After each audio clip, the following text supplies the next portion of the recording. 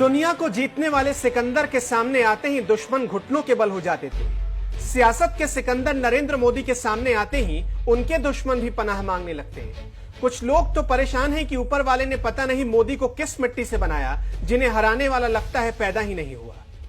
यह विधि का विधान कहीं या परिश्रम का परिणाम। नरेंद्र मोदी आज तक कोई चुनाव हारे ही नहीं और उन्हें हराने जो भी मैदान में उतरा, समझो उसके राजनीतिक सितारे की शाम हो गई। इसमें एक से बढ़कर एक नाम है, एक से बढ़कर एक धुरंधर है। कुछ तो बीजेपी के हैं और कुछ बीजेपी के बाहर वाले। इन्हीं में से एक नाम है शत्रुघ्न सिन्हा का। कभी बीजेपी में रहकर बड़े बड़े बोल बोलने वाले शत्रुघ्न सिन्हा को मोदी से पंगा लेना इतना भारी पड़ा कि जनता ने उन्हें खामोश कर दिया। खुद तो हारे ही, बीवी पूनम सिन्हा भी लखनऊ से हार गई। बीजेपी से टिकट नहीं मिला तो कांग्रेस अध्यक्ष राहुल गांधी की परिक्रमा में लगे रहे और जब कांग्रेस ने अपनाया तो जनता ने ठुकरा कर घर बिठा दिया। लाल कृष्ण आडवाणी। राजनीति में पीएम मोदी और लाल कृष्ण आडवाणी का रिश्ता भले ही गुरु शिष्य वाला रहा हो, लेकिन 2013 में पार्टी की राष्ट्रीय कार्यकारिणी की बैठक में नरेंद्र मोदी के पीएम उम्मीदवारी का विरोध करने वालों की आवाज उठी तो उसमें मुखर नाम था आडवाणी का। मोदी जिस आडवाणी के लिए सियासी बिसात पर जीत के मोहरे सजाया करते थे, वही आडवाणी जब भीतर मन से बगावत करने उतरे तो बीजेपी में किनारे लग गए। ना राज्यपाल का ही पद मिला, ना राष्ट्रपति का ही पद। केशुभाई पटेल। गुजरात की राजनीति में यह नाम गायब ही हो गया, क्योंकि गुजरात के इस लेहुआ पटेल नेता ने नरेंद्र मोदी को सत्ता और सियासत से बाहर करने की कसम खाई थी। 2001 में केशुभाई पटेल को ही हटाकर नरेंद्र मोदी गुजरात के सीएम बने थे। केशुभाई तब से नरेंद्र मोदी के खिलाफ संगठन में बगावत करने की कोशिश करते रहे और आखिरकार उनका ही राजनीतिक करियर डूब गया। संजय जोशी।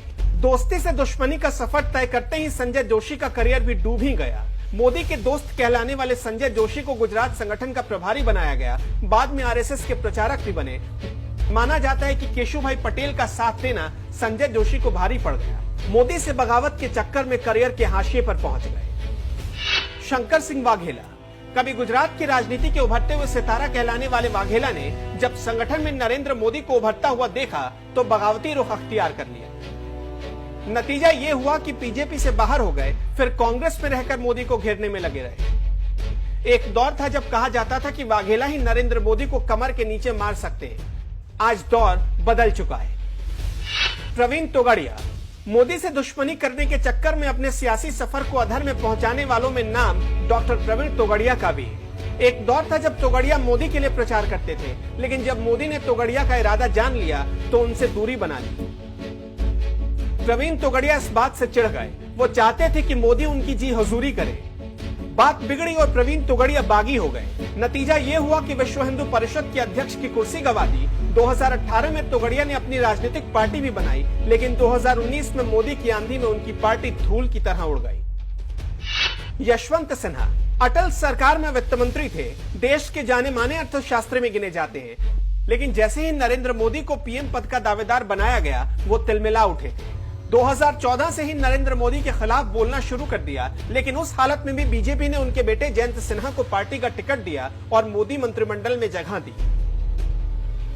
लेकिन फिर भी यशवंत सिन्हा बागी बोल बोलते रहे। आज बीजेपी में दूर दूर तक उनके नाम की कोई चर्चा करने वाला भी नहीं। नवजोत सिंह सिद्धू। जनता की ताली जब सियासी चाटे में बदलती है तो हालत नवजोत सिंह सिद्धू वाली हो जाती है।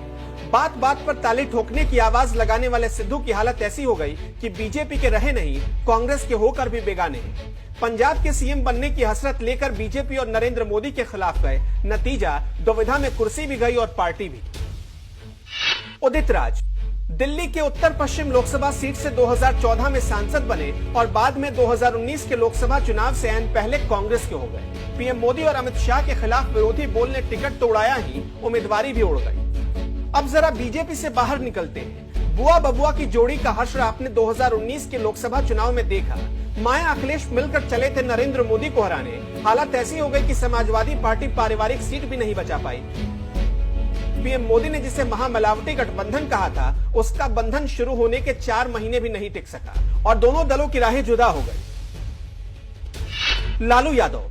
नरेंद्र मोदी को पानी पी पीकर कोसने वाले लालू तो चारा चोरी के पुराने चक्कर में जेल में बंद हैं। उनका परिवार, उनकी पार्टी सब बिखर गई। 2019 के लोकसभा चुनाव में आरजेडी का सुपड़ा बिहार से लगभग साफ हो गया।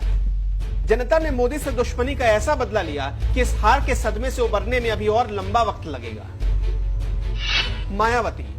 नरेंद्र मोदी के नाम में पता नहीं कौन सी मिर्ची है कि मायावती नाम सुनते ही बिदक जाती है। इसे दुश्मनी की वजह से पहले 2014 के लोकसभा चुनाव में उनका खाता नहीं खुला और फिर 2017 के उत्तर प्रदेश विधानसभा चुनाव में बुरी तरह पिटकर उनकी पार्टी सिर्फ 18 सीटों पर सिमट गई।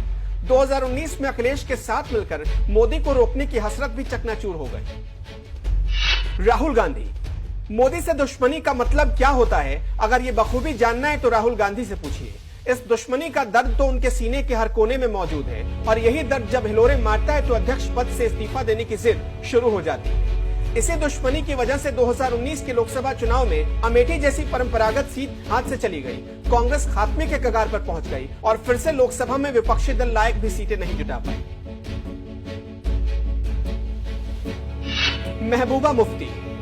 कभी बुरहान वानी के लिए हमदर्दी, कभी अलगाववादियों के लिए हमदर्दी और कभी पत्थरबाजों से हमदर्दी। नरेंद्र मोदी से दुश्मनी के चक्कर में महबूबा मुफ्ती अंधी हो चली थी।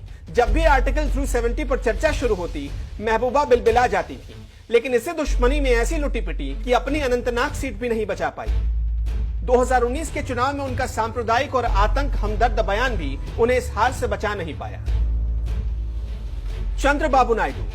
पीएम बनने की बहुत जल्दी में नजर आ रहे थे चंद्रबाबू नायडू। ख्वाहिश तो थी कि 2019 के नतीजे आए और बीजेपी विरोधी दल उन्हें अपना नेता मान ले, लेकिन बेचारे इस चक्कर में आंध्र प्रदेश की कुर्सी हाथ से धो बैठे।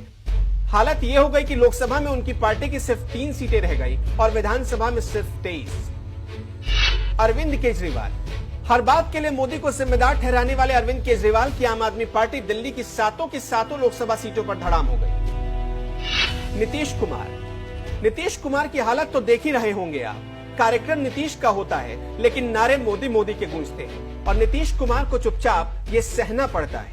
इसी तरह आईपीएस संजीव भट्ट, मणिशंकर अय्यर और कपिल सिब्बल की हालत भी किसी से छुपी नहीं है। ममता बनर्जी। मोदी का नाम सुनते ही ममता दीदी उचक कर बैठ जाती हैं। मोदी को अपना दुश्मन नंबर 1 मानने वाली दीदी इसी दुश्मनी के चक्कर में अंधी हो गई और धीरे धीरे बंगाल उनके हाथों से जा रहा है, लेकिन अब देखने के अलावा वो कुछ नहीं कर सकते। मोदी की सियासत में बगावत के रोड़े डालने वालों के लिए ये आंकड़े डराने वाले हैं। मतलब साफ है, मोदी से पंगा लिया तो सियासी सितारे गर्दिश में चले जाएंगे।